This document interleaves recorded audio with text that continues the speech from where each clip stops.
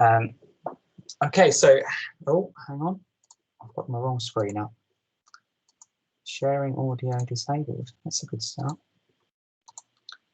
Maybe it'll fix itself by the time we get to that slide. So we'll see what happens when we get to the video. Okay, so hello everybody and welcome to this session from Essex Business School at the University of Essex. Entrepreneurship at Essex. So a nice simple title, but lots of different things we're going to be covering today. My name is Neil and I'm the Marketing and Recruitment Officer for Essex Business School. So here's what we will be talking about. First of all, I'll provide you with an introduction to the business school and then an introduction to the subject we're looking at today, which is entrepreneurship. Following that, we'll watch a pre-recorded taster session together by one of our academics, Marta, and this is looking at opportunity identification in entrepreneurship. I'll then introduce you to our main degree, which very expressly, as you can see here with the word in the title, does include entrepreneurship. This is our course in BSc International Business and Entrepreneurship. And then I'll also talk to you about links to other business school subjects as well. And as we saw in the chat at the beginning, actually, there is some general interest in all sorts of different business topics on this session today. So although entrepreneurship is the main subject we're focusing on, we'll talk about some of those other business school subjects as well. And then we'll talk about next steps towards a degree in entrepreneurship. And again, that would apply towards degrees in other subject areas as well. And then at the end, I'll give an opportunity for any questions you may want to ask me.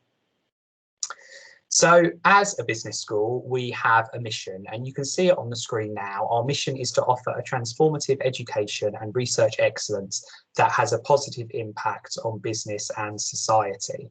So it's possibly quite a bit wordy for a mission, but you can break it down into two parts. In the first part, you can see this idea of a transformative education and excellent research. So as a university, we believe in trying to be excellent in both teaching and research. Some universities you may look at may prioritise one of these over the other. You hear about some as being research intensive and some as being teaching intensive, for example.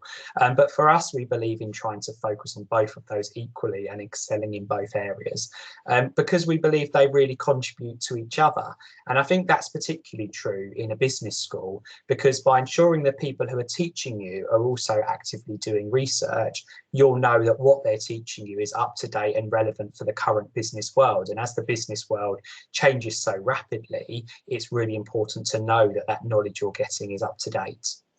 The second part of the mission, that last line, a positive impact on business and society. So we believe in trying to do things as a business school that are right and good for society. You often find that businesses have a lot of power, they often have a lot of money, and they often have a lot of influence. And we believe in trying to use some of that power, that money, and that influence to do things that are right by society. So we embed this approach into all of these subjects and courses that we teach. So normally during the last couple of years at school and college, before you think about going to university, you'd get lots of opportunities to meet with us in person. And indeed, I visited your college before to run sessions similar to this one in person. And we also run a number of school and college events on our campuses throughout the year as well, as I say, in a usual year. Of course, unfortunately, today, this has to be virtual instead. But I wanted to show you a couple of photos to give you a bit of an idea of what the campus is like, and hopefully you may get an opportunity to visit at some point before you start your own university careers. So this building you can see now is the home of Essex Business School on our Colchester campus, and it's the UK's first zero carbon business school building. It's a building that's designed to reflect our sustainable business principles. So linking back into that mission I mentioned earlier, has an internal winter garden, so huge, it's almost like a mini Eden project inside with lots of tropical plants growing underneath a domed roof.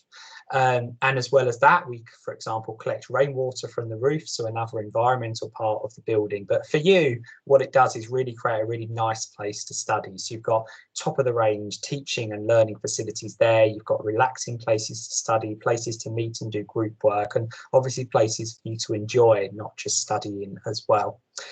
This building and on the Colchester campus is where all of our accounting, finance and banking courses are taught, as well as some of our management and marketing courses. We also have a campus in the heart of Southend-on-Sea, which is just moments from the beach. This is our Seaside Campus with all the benefits that brings, lots of opportunity for ice cream on the beach, for example. The building you can see these students sat in front of is our Forum building, which is a combined university building as well as a public and academic library, so giving you access to great facilities that are open, shared with the public as well. And it's one of a number of different buildings dotted around, all within sort of 5 minutes walk of each other, that make up our Southend campus.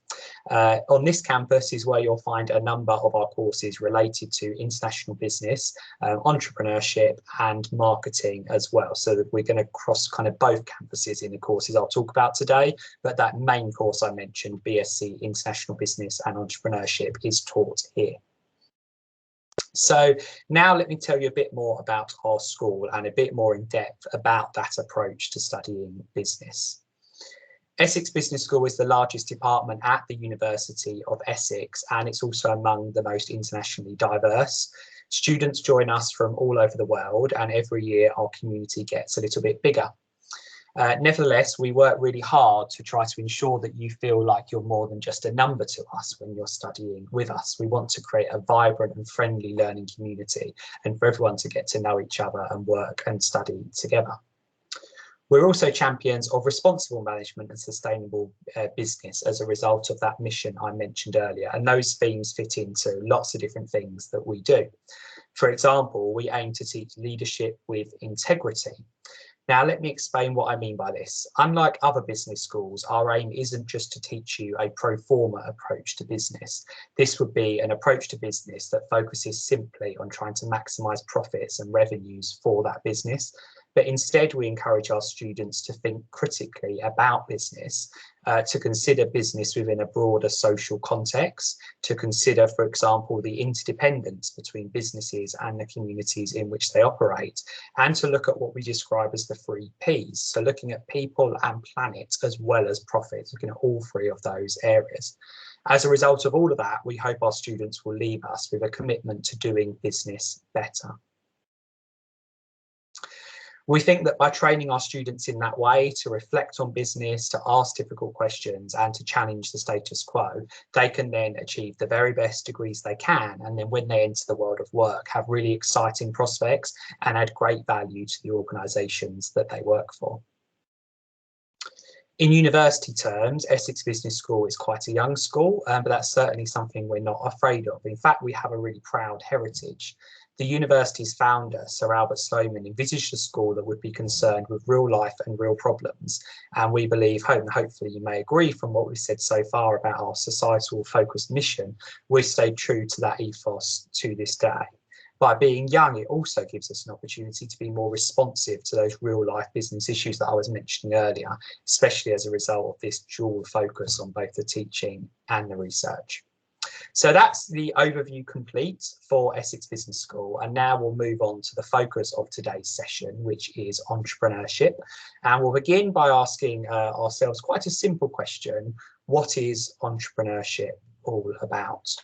Well, one of the first things that may come to mind when you think about an entrepreneur or an entrepreneurship is somebody who runs their own business. So instead of working for somebody else or getting a job, whether it's a small, medium or large business, but getting a job working for somebody else, these people are setting up and running their own business instead. It can also mean that they are taking over or running a business that's previously existed. So as somebody mentioned in the chat earlier, they could be inheriting a family business, or they could purchase an existing business. But ultimately, if it ends up being the same person owning and operating it, and possibly the same person who started it from the beginning, in all those situations, you could see them as an entrepreneur. Entrepreneurship is often also associated with risk. So entrepreneurs are commonly known to be more willing to take risks than large established businesses might be. For example, they might launch a daring new product that they've got a bit of a hunch that it's going to do really well, but they may not have the market research, for example, to prove that. So ultimately, it could do brilliantly, but it might fail as well. that level of risk they're often much keener and happier to take on than those larger established businesses. And as a result, there's often lots of innovation that comes out of small, medium and medium-sized businesses run by entrepreneurs. So the next point you can see there really links into this. Entrepreneurs come up with new ideas and identify opportunities. Often they're the first people entering a market, and then established companies try to copy them later once something has already been proven to have a place in the market. Overall, they operate very differently to more traditional forms of business. They may, for example, start simply by selling or giving their product to family, friends, neighbours, people in the local area, and then grow from there. So it's very different to the way that a large company may test a product. These people may just give it to their family and say, what do you think of this? And it's quite an interesting way, therefore, to do business as a result. A final point on here, what's it all about? Think of the TV show like Dragon's Den. On that show, you see loads of different entrepreneurs. They're all running their own businesses. Sometimes you see people who say, oh, yes, I've been running this several years and I have a turnover of £100,000 a year. Other times you see people who've come up with a product and have hardly sold any at the point when they're on the show. So that's, again, you get this idea that at various different stages, people could be viewed as an entrepreneur, irrespective to some extent of exactly where their business is at that time. So that follows on with then, who is an entrepreneur? So I've said it can be lots of different things, and that's a point I'd like to continue to make. So far, we've heard that entrepreneurs often start off very small, but it doesn't mean they end up that way. You may start a small business and grow it to be one of the biggest companies in the world eventually. And although they may now own and run a huge corporate organization, it doesn't mean they no longer act like entrepreneurs as well. So some good examples of this would be Elon Musk, Richard Branson, Alan Sugar. All of those people started off as being this kind of typical entrepreneur that I've described so far, but have then grown their organizations and now run huge corporate firms. But I'm sure if you spoke to them, they'd like to think they still try and keep that entrepreneurial mindset in the way they run those organizations. So those are some really big names, but who else might be an entrepreneur? Well, if, for example, you find somebody running a stall in your local market, or someone selling homemade craft items at a local event or fair, all of those people could well be entrepreneurs as well. So if they're making and creating something and selling it, you could see those people as also being entrepreneurs. So it covers a really huge range of different scenarios. Being an entrepreneur can also be seen simply as a mindset rather than a definition that's linked specifically to the type of business they're operating. For example, if you think and act in an entrepreneurial way, then you could still be an entrepreneur, even if you're working in a more traditional job. So if you're able to apply an entrepreneurial approach in terms of the speed in which you make decisions or the levels of risk you're willing to take, then perhaps we could argue you're an entrepreneur even within an existing corporate job structure. So having said that entrepreneurship can be so many different things, what might you actually study if you undertake an entrepreneurship program?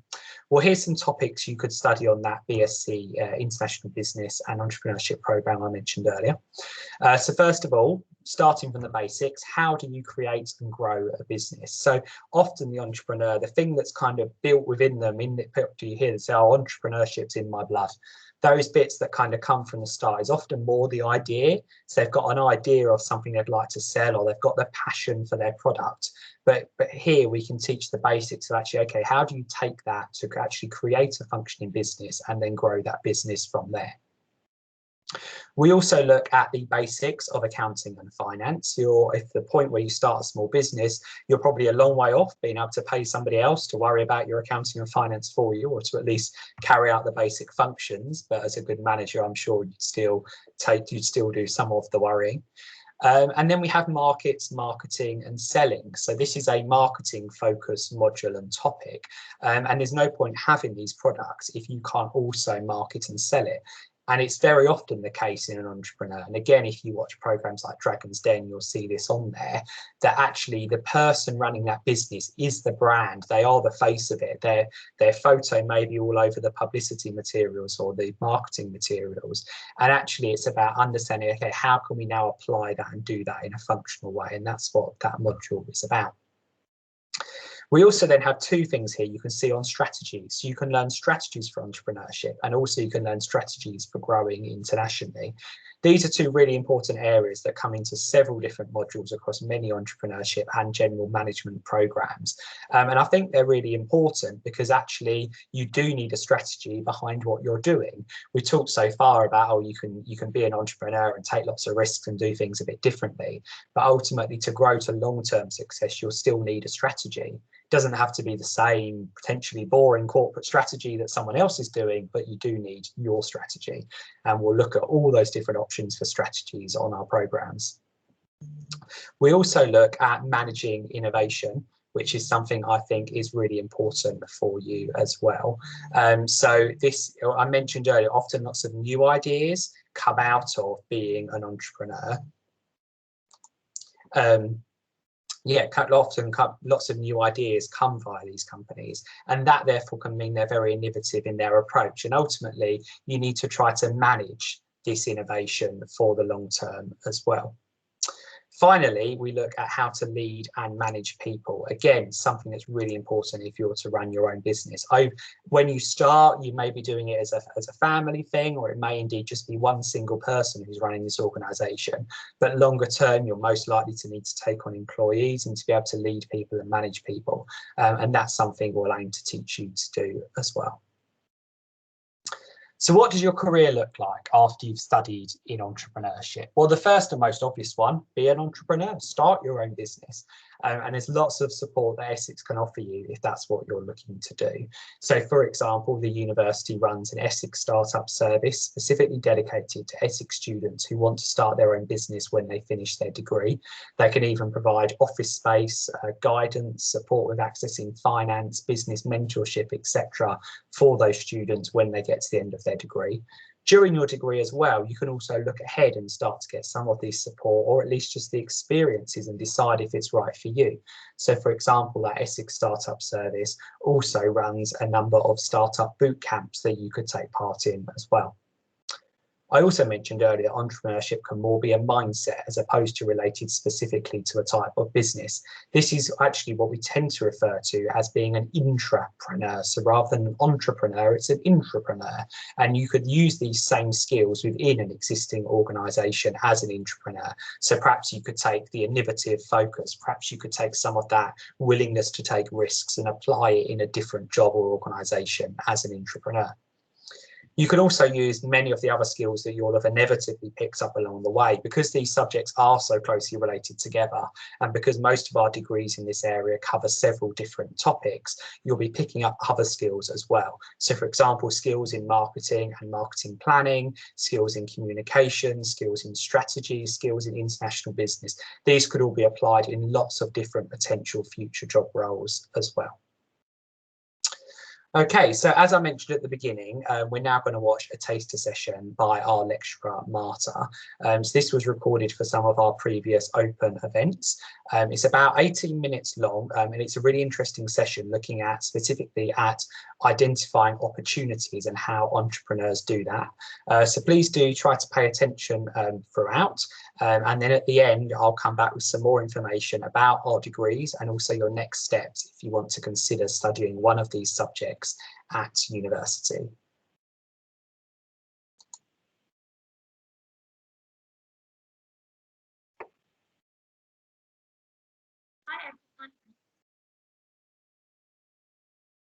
Just let me know if you have any trouble hearing it at any point. Can't hear it. Can't hear it. Okay, hang on. I was worried that might happen. It worked last time. I might need to end the screen share and start again.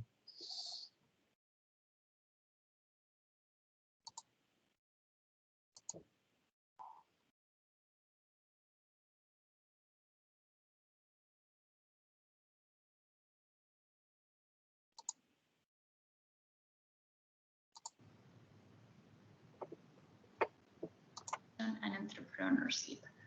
Today, I'm going to be talking about the Hear it topic now? of entrepreneurship in particular. Yes. Yeah, perfect. I'm going Let's to go back to the beginning then.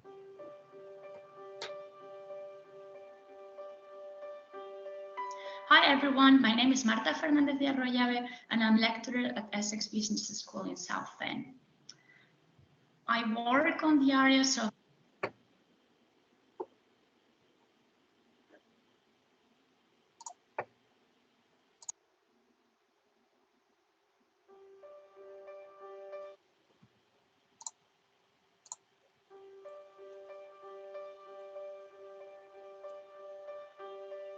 Hi everyone, my name is Marta Fernandez de Arroyave and I'm lecturer at Essex Business School in South Bend.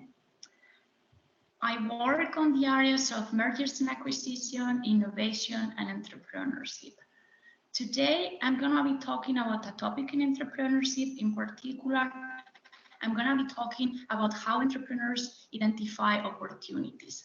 This is a topic that I always cover in all my entrepreneurship modules, regardless of whether they're undergraduate and postgraduate, as it's the foundation of understanding how do actually entrepreneurs come about creating a business. So I think in order to understand how do actually entrepreneurs identify opportunities, we need to understand what is an opportunity. I guess all of you do know what the term opportunity means, but let's just understand it a bit in the context of entrepreneurship. So basically, an opportunity is a set of circumstances that created a need for a business, for a product, or for a service. So normally what entrepreneurs do, and this is a characteristic that it's highly studied in entrepreneurship because there is quite some difference between our regular, let's say, business managers and entrepreneurs. Entrepreneurs are really good at recognizing these opportunities gaps in the market. So what normally entrepreneurs do is that they recognize the opportunity and then they create a business to address this opportunity. Now, and here is really important that you guys understand, an opportunity, in order to be capitalized, that is, in order to create money, it needs to be tackled in the right moment. So is it what we call the window of opportunity? Okay, so it's basically the time in which an entrepreneur can realistically enter the market. So let me put you an example of the importance of timing. You are probably all familiar with many of, so I have here on the bottom of my screen some examples. So we have Google, Bing, Lycos, and Yahoo. Many of you, if you are young enough, you probably don't even know what Lycos is. But just basically to give you an idea, in the early 90s, Yahoo and Lycos actually were launching a search engine. The problem back then is that it was not the right time. The idea was really good, but it was not the right time because the market was not yet prepared. People did not have sufficient access to the internet, sufficient access to computers. Google came on the early 2000s and launched the search engine Google right at the right moment. So it was the early 2000s. It was already, if you remember, in 2001, it was the dot-com bubble. So the internet was much more accessible to people, and it's the same thing as for computers. Now, Bing, which is from Microsoft, is also a search engine, but as you probably know, it's not very popular. And the problem with Bing, but while it was also a good opportunity and a good idea, it was launched too late into the market. Okay, I think it was towards the late 2000s. So this is why you see nowadays Google is the preferred search engine and is clear the market leader in search engines because it was launched on the right time. Now, before I move on into actually how do we recognize opportunities, you probably have heard me mention the word idea a couple of times. It's also important that we understand the difference between ideas and opportunities. So an idea is just simply a notion, an impression, or a thought, but it might not fulfill the criteria for an opportunity, okay? And this is why many times, and this is also a huge topic in entrepreneurship, many entrepreneurs or first-time business owners actually fail. They have a great idea, but it's not the right moment to be developed or to be the products or the service they have created to be launched on the market, okay? So think again of the example of Google. They did it right on the perfect time spot. So now let me talk about how we can actually, or how the entrepreneurs can actually identify opportunities. It's basically three ways. First of all, by observing a trend. Second of all, by solving a problem, or third of all, by finding gaps in the marketplace. So these kind of three ways have been agreed by researchers in entrepreneurship, and they mostly encompass all different cases by which entrepreneurs come up with new ideas, and then they address the opportunities in the market. So let me start with the first one. by observing a trend. So roughly speaking, we have four types of trends. So we have economic forces, we have also social forces, technological advances, and political and regulatory changes. So economic forces mainly refer to the current state of the economy. So you can think of recessions, booms, open economy, closed economy. You could also think of the level of disposable income of the population. So how much money does the population of a particular country or region have to spend? Also consumer spending patterns. So how do people like to spend the money? Do they like to save more? Do they like to spend more money? Another force is social forces. So here we are talking about social or cultural patterns, demographic changes. A big one, which I will talk in a second when I show you some examples, is the aging of the population in Western countries, what people might think that is trendy or cool. Then we have technological advances, and here are just basically all new technologies that are emerging or that are new to the market, or how existing technologies are being reinvented or are being used on different or new ways.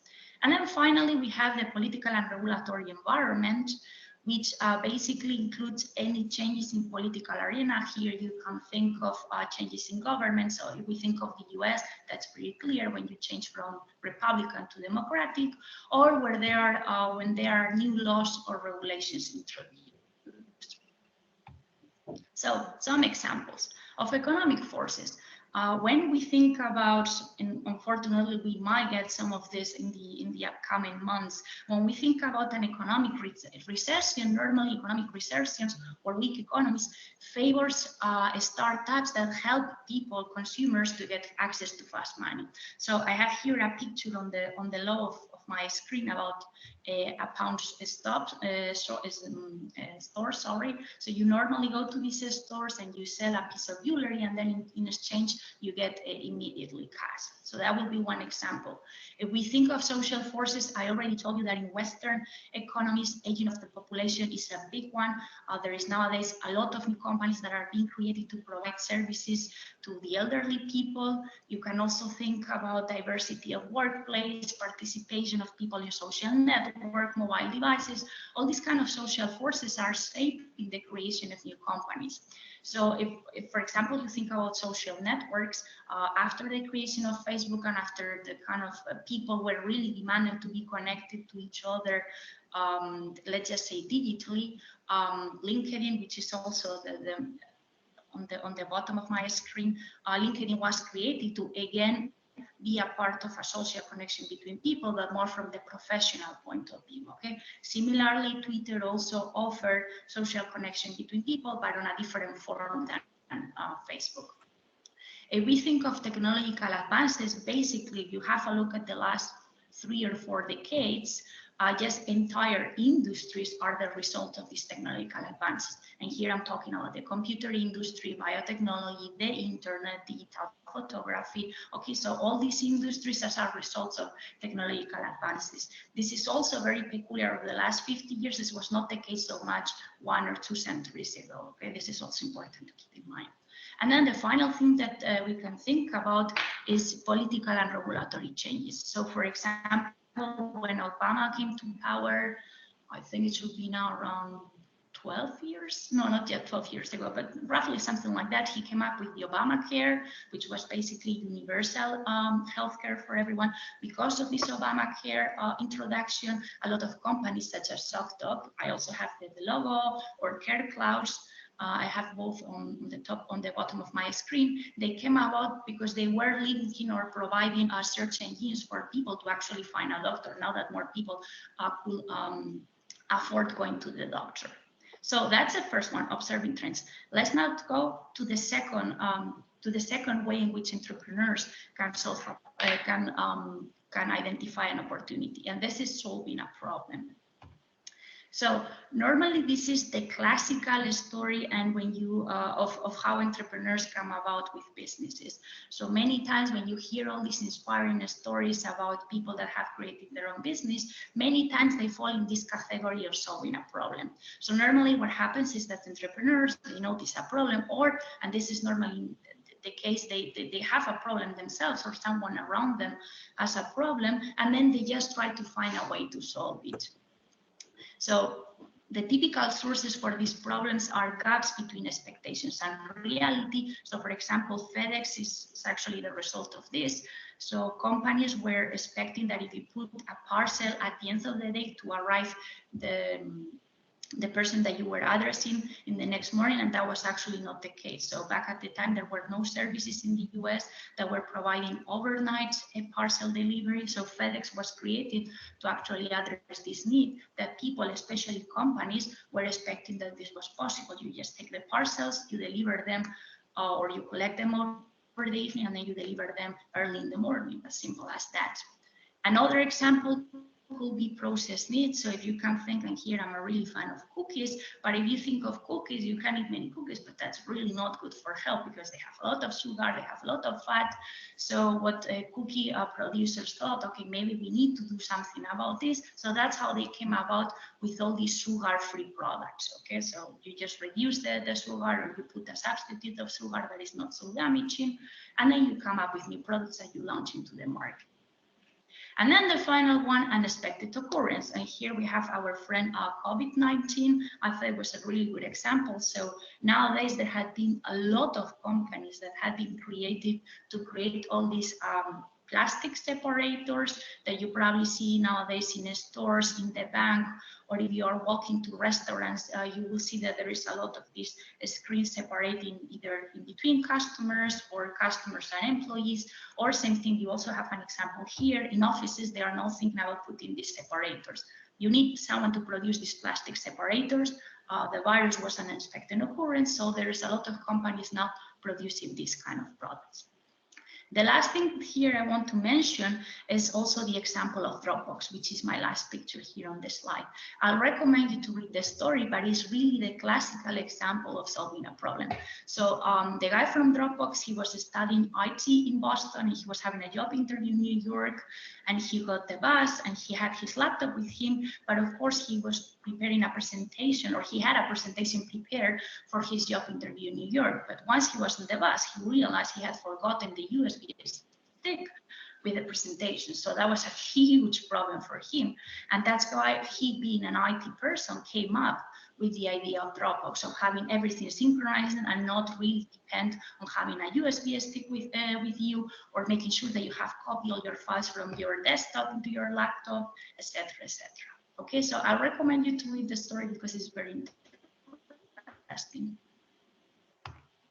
Last one here, gaps in the marketplace.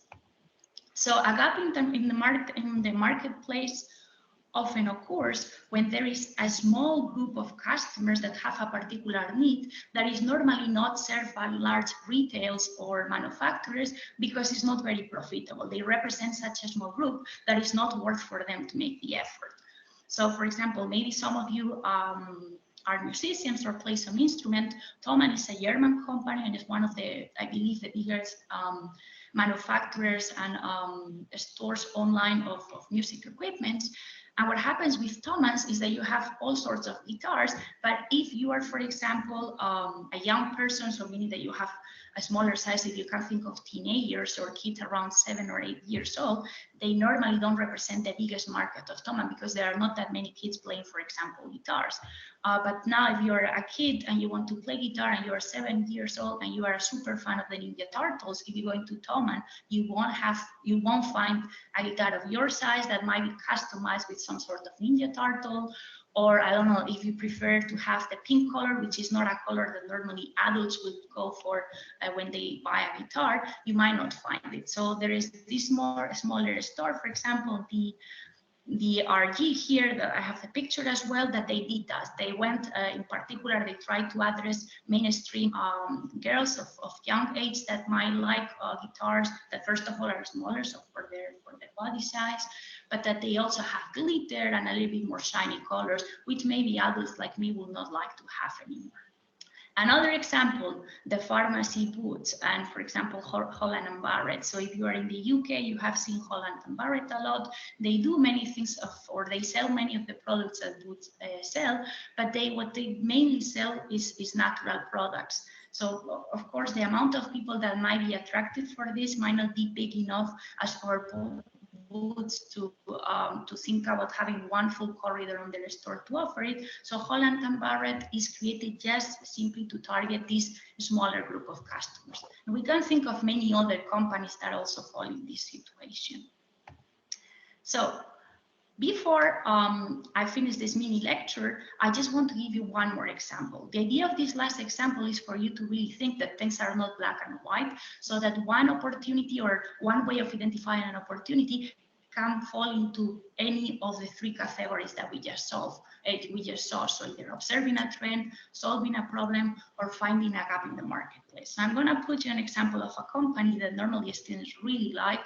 And when I ask them, please provide me an example of an entrepreneur, they always mention. So I'm talking about Elon Musk and Tesla here. So what about Tesla? Let's try to think a little bit here how the opportunities of Tesla, where it will fit. So how did Elon Musk identify the opportunity? So for those of you who don't know, Tesla basically produces high-end electric vehicles, electric cars. So let's think about it. Let me go back to the previous slide.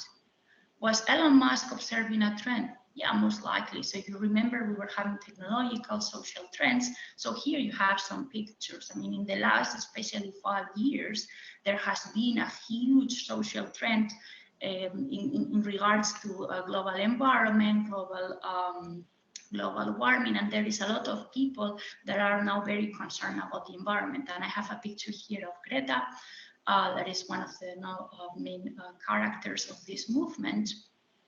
So what he was doing is addressing the social movement of people being more concerned and worried about the environment.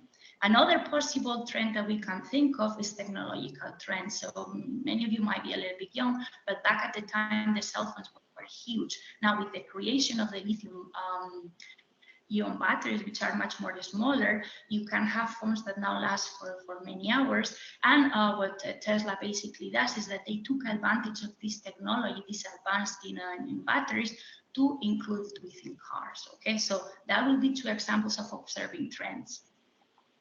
Now, the second group that we saw today was solving a problem.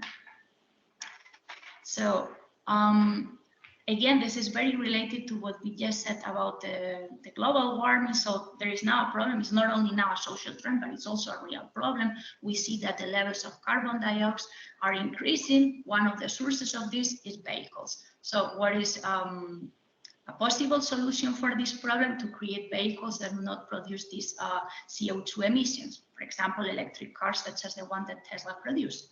The final example, if you remember the final category, we just talked about it, is about finding gaps in the marketplace. Again, if you think 20 years ago about the automobile industry, you were having these big American and European car manufacturers, but all of them were targeting the same kind of market, people that wanted cars with petrol engines. Now, there were not that many people that were really looking for electric vehicles, also because the technology was not as advanced as it's today, so they were not really catering this market. So Tesla came and really started serving, and that's also why at the beginning they had such a small production. They started serving this small market of people that really wanted to have an electric vehicle, despite all the inconveniences and disadvantages that it had at the beginning. Now you see that because of the first two things that I told you are social concerns, technological advances, and also issues with global warming, big car manufacturers are also moving into the electric vehicle arena. But Tesla was kind of the first one to recognize this small market and to actually address it. So that's all on my side. I hope you learned a little bit today about opportunity recognition, and I really hope to see you around in South End. Bye-bye. Thank you.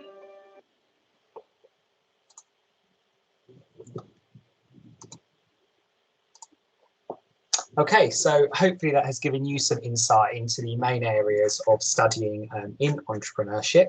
And as I mentioned at the beginning, we're now going to move on to talk about some of the specific courses we offer in this area, and also to give you some information on your next steps if you want to consider this as a possible route for your future. So first of all, I mentioned at the beginning, our main degree in this area is BSc International Business and Entrepreneurship. This is a 3-year course by standard and also has the option to add either a placement year, so a year spent working in a job somewhere as part of your degree, or a study abroad year, so you'd spend a year studying abroad at one of our partner institutions around the world. This would make it up to a 4-year course in total, and you would do your placement or your study abroad year between your second and your final year. The degree has a roughly equal focus on international business and entrepreneurship topics, and it's designed to equip you with the business knowledge and the practical skills that you would need to do this. I think this is a particularly important point for an entrepreneurship focused program, is it's giving you the knowledge, but it's also giving you those practical skills, which ultimately you'll need to be an active entrepreneur. On the next line, you can see the various different teaching methods we use. So as well as teaching you that theory, we use group work, we use business simulation games. So for example, where you're put in charge of making decisions, carrying out exercises, for example, and other forms of interactive projects. So all of these engaging and in interactive ways of teaching will help to ensure that you gain both that business knowledge and the practical skills as well. You also have optional modules as part of this degree, and just to give you some ideas of the sorts of things you could study for your options, some more modules in marketing, you could look at supply chain management, you could consider the operations within a firm, and you could look in more detail at accounting as well. And as I mentioned at the beginning, this course is taught on our campus in Southend-on-Sea. So we've looked in detail at that main undergraduate course when it comes to entrepreneurship, but I did mention earlier it was related to some of our other courses as well. And as you've probably noticed, quite a few of the things I've talked about, you could think actually this is related to other forms of business. So I talked about business planning, I talked about writing a strategy, I talked about doing your marketing, and all of these obviously relate to other business areas as well. So here are some other related courses you may also want to consider. The first two, BSc Marketing and BBA Business Administration, are both taught on the same campus in Southend as the International Business and Entrepreneurship course. And therefore, they do have some shared core and compulsory modules, meaning you'll cover some of the basic entrepreneurship topics on these courses by standard as well. The shared campus also means that students on those courses will have access to many more of those entrepreneurship topics as their own optional modules. So a module in entrepreneurship might be compulsory on the International Business and Entrepreneurship course, but be available as an additional option on, for example, the marketing course.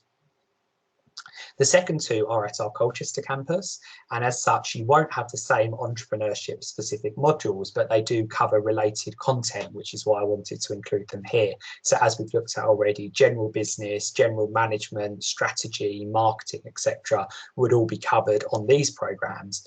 These programs also have an option for more of a focus on the numbers side of business. So if you want to focus a little bit more on accounting and finance by being linked to our Colchester campus, you'll have more optional modules available in those areas.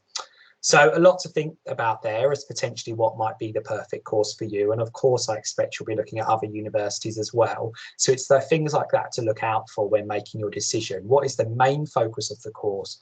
What are the core and compulsory modules? And also what options might you have to tailor it a bit more to your own interest as you go through? Now, I'd like to share an example of what some of our previous students have done next after studying with us. And Oliver and Elliot, you can definitely see those as being entrepreneurs, as they're running their own business now called Whisper. They actually studied BSc Business Management on our Colchester campus, and I've deliberately chosen them as an example to illustrate you don't have to do an entrepreneurship course in order to be an entrepreneur. They met on the first day of their degree, so didn't know each other at all before that, but met on their first day, and then after finishing, launched their own business together. Whisper essentially pays people to advertise brands they already use, they already like and engage with to their friends on social media. So it's kind of like being an influencer, except instead of a celebrity trying to influence strangers, it's friends actually influencing each other.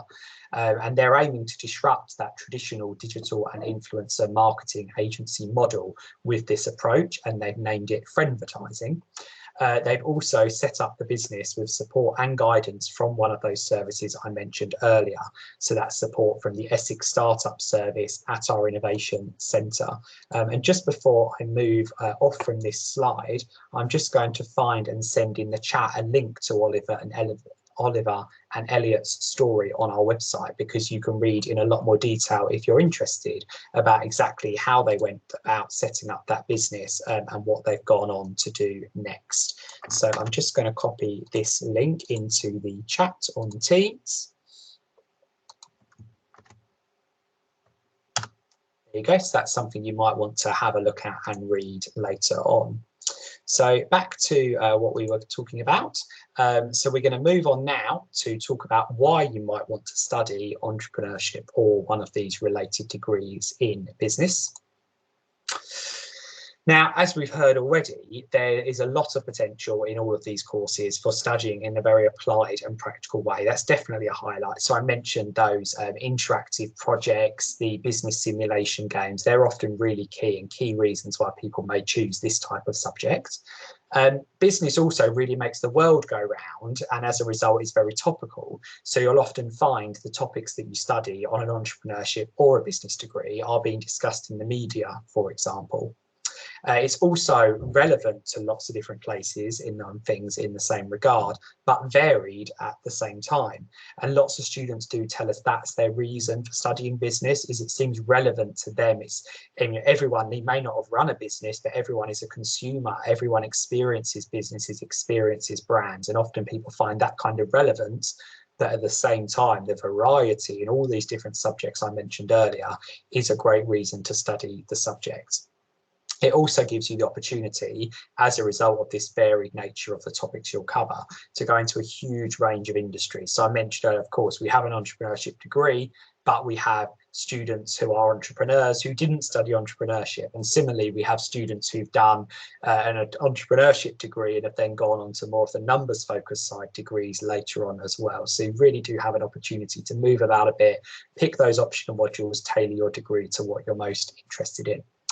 It's also worth mentioning that experience isn't necessary in this area before you study it. So you don't need to have done, for example, accounting or finance or business as a prior either GCSE or A-level or BTEC. You don't need to have done that prior subject knowledge before. The only requirement we have that is subject specific is to have done maths to a GCSE level. And I'll talk to you more about what our entry requirements therefore are a bit later on. But the point I want to make now is you don't need to have studied business.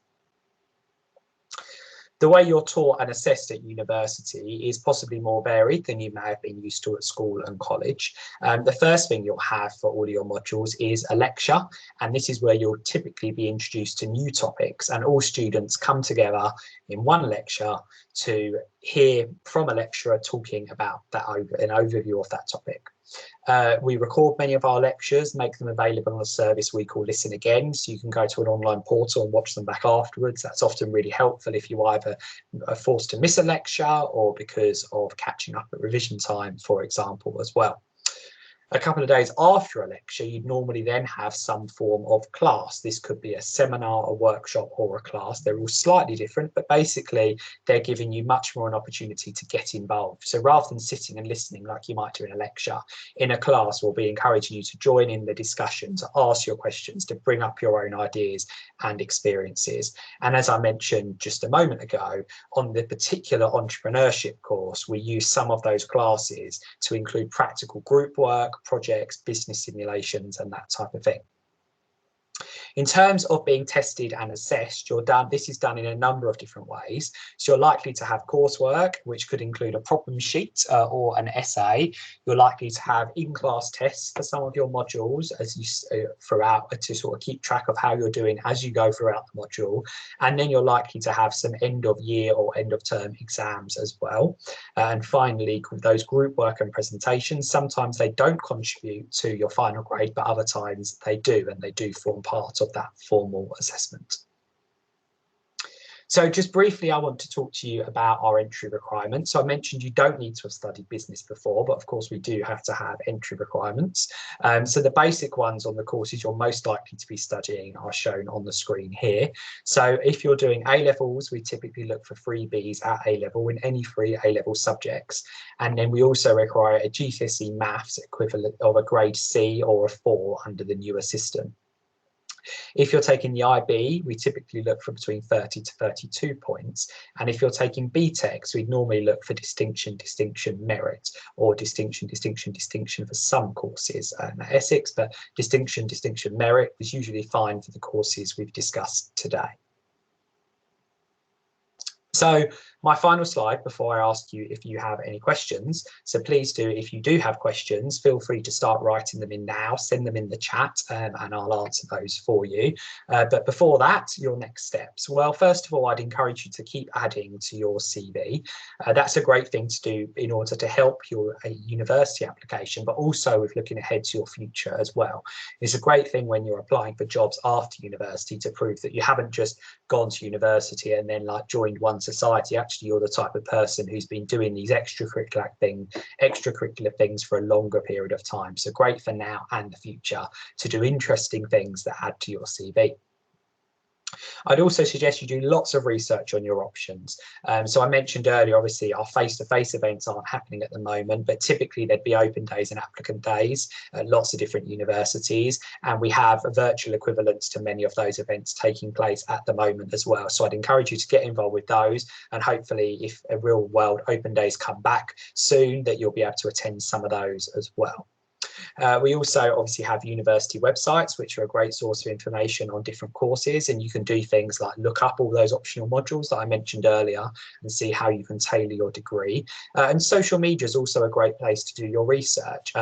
Often universities will share real life stories on their social media pages. They'll invite their students to do Instagram takeovers. So all different things like that give you a flavour of what it's really like to be a university student before you arrive.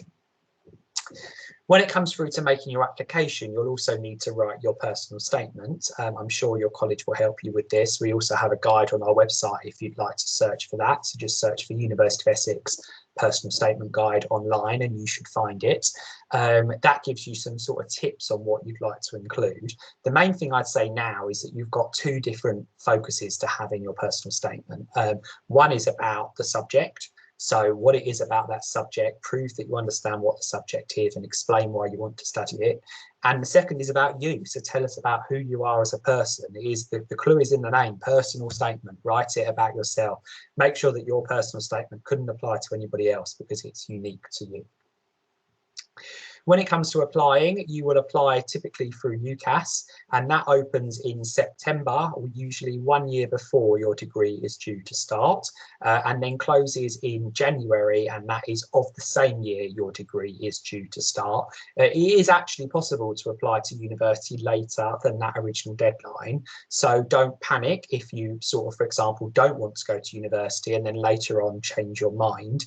As I'm sure your college will encourage, it's always best to submit before that original deadline if you can, and by meeting that deadline it ensures that all universities you apply to have to give you equal consideration for the number of spaces they have available, so they have to consider you equal with everybody else. Whereas after that deadline, if some universities do let you apply late, or you may have also heard about the clearing period that happens in the summer, if you apply during those points you're only left with what courses haven't yet filled up. So definitely a good idea to meet that original deadline, but if your plans change after that, there is some flexibility there as well. And finally, just to say, please do keep working hard. So keep working hard now on your final, on the qualifications you're doing at the moment, and then take that attitude and ethos through into university with you.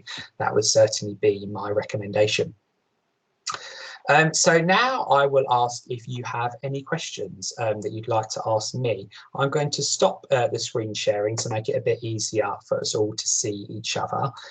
So if you have any questions you'd like to ask, please send them into the chat and I'll be pleased to answer those for you. If anyone particularly wants to be able to sort of ask really specific questions about entrepreneurship, then please do that if that's what you're thinking. If perhaps some of the other degrees I've talked about are more interesting to you, feel free to ask questions about those as well. The key thing in this sort of event is that you don't know, the other people who are attending, you're not in the same room with them, you're not sure if they've got questions. So if you have got anything you'd like to ask, please be brave, type it in the chat. Somebody else may well be thinking the same thing and be really relieved that you've asked the question. So we'll give just a few minutes for any questions you might want to type to put that into the chat now.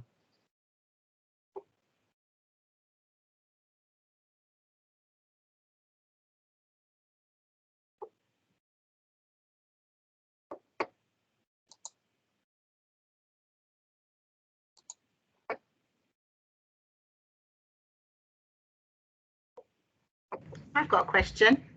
Yep. So obviously you've shared with us about the previous students, Oliver and Elliot. Yes. Just wondered whether you had any other examples of what some of your students have gone on to do. Yeah, absolutely. It's really varied from business programs and from entrepreneurship programs as well. So we do have some other students who've gone on to start their own businesses as well. So for example, we have some students who set up a company called ZZ Bar, which is like a mobile bar service that they provide to events, so things like weddings and corporate events. So they've got sort of lots of different equipment now, and the van they drive around in, and they go to different events running their bar service. So that's another example of someone starting their own business. In terms of what people want to do if they decide that starting a business isn't for them, but they'd like to get a job instead, again, that can be quite varied. So if we're talking generally about business management and entrepreneurship related degrees, there's so many different things you can go into as a result of that. Some of the sort of big name things people think of doing is like being a consultant for a large firm. So there's loads of like really big name consultancy firms like Accenture, for example, based in London and around the world. And often business management students have sort of a drive to go and work for one of those companies. So if you were to be a consultant, rather than going and working directly for a firm that wants you to do something for them, you're working for a firm of consultants and your services are acquired by another company.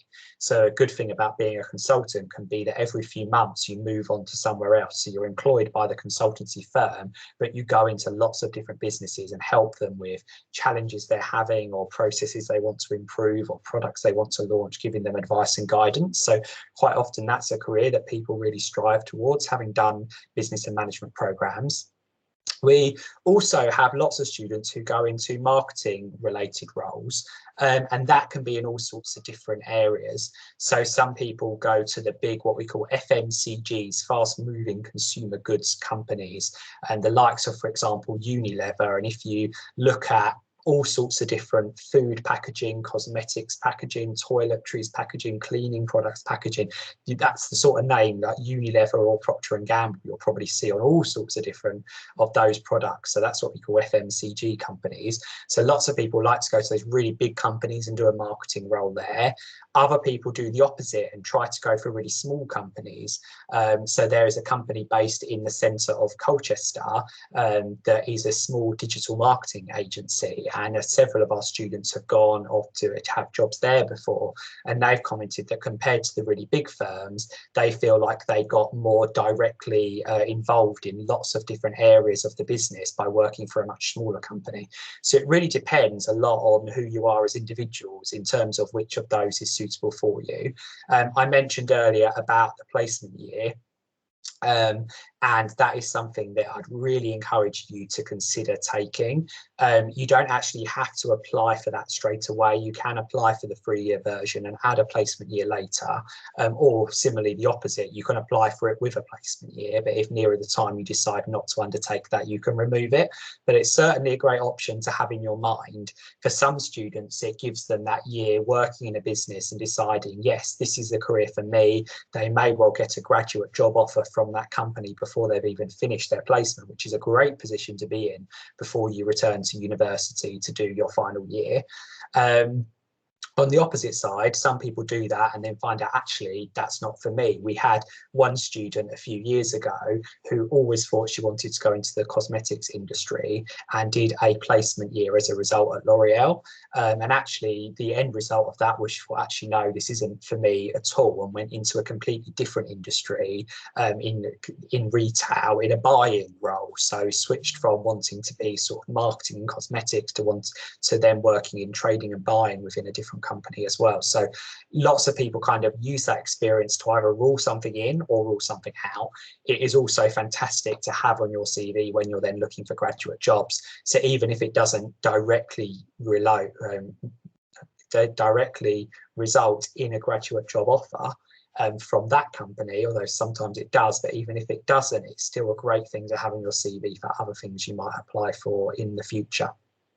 Had another question that's come in from Gabriella. So do most people follow up in creating their own business, or do they go into the working field after taking the course? I'd say in terms of most people, the first thing they probably do is to go into the working field. So I've mentioned that one example of Oliver and Elliot. They did, like, from that degree, they did go straight to setting up their own business. ZZ Bar was set up pretty much straight away as well. And there are other students who do that. I'd say it's probably more common, though, if you're asking what do most people do, that they do start off in going into, as you say, the working world, and then perhaps later on switch back to entrepreneurship if they decide that's right for them at the time. Sometimes I think that may be because they haven't yet got, the opportunity or the resources to set up their business. But as I mentioned, the Innovation Centre and our startup service can help with that. Other times, I think it's that they think, actually, I need a bit more experience first, and they can have a bit more confidence to kind of break away and start up their own business once they have spent a bit longer in the more traditional working world. So that may well have been their long-term plan, or when they get to the end of their degree, they might say, actually, now's not quite the right time. And then we may see 5 or 6 years later, they then go back to that plan of starting their own business. I'm just going to find, and again, send a link into the chat. On our website, we've got a whole page with all sorts of different careers information and examples of what some of our previous students have done. So there's lots of different links to some longer stories you can read about what they've done, as well as general information about how we help with your career during your time at the business school. So I'd certainly recommend having a look at that for a bit more inspiration, and that's often sort of more useful than career statistics, but actually saying, okay, you've got some real life examples to inspire you for your futures.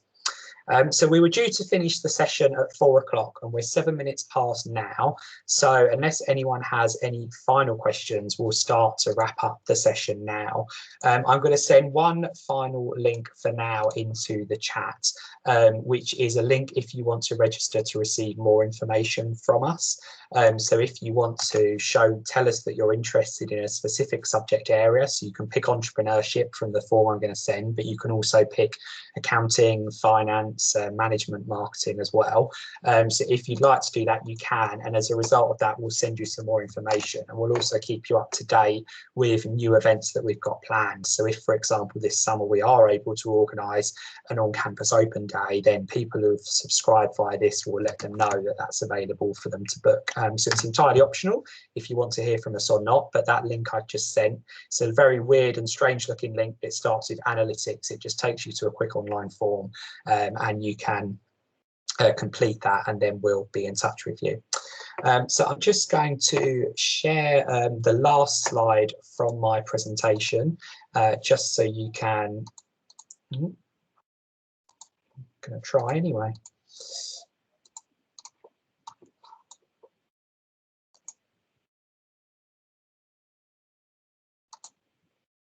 There you go. So just wanted to share our contact details with you as well. So the email address you can see there on the screen of ebs@essex.ac.uk comes through to our team, and during the working week we'll aim to get back to you with answers to any questions you may have in about 24 hours.